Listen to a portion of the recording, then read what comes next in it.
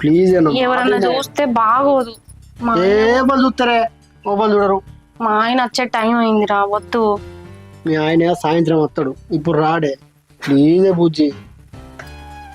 సరే నువ్వు చెప్తింటలేవు కదా, పా. సరేలా.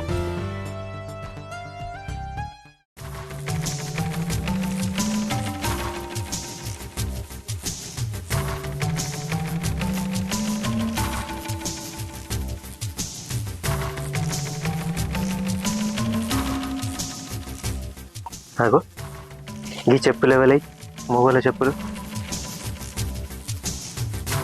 అయినా ఇది ఎప్పుడు తలుపులు పెట్టదు కదా, మాటలు వినబడతాయి.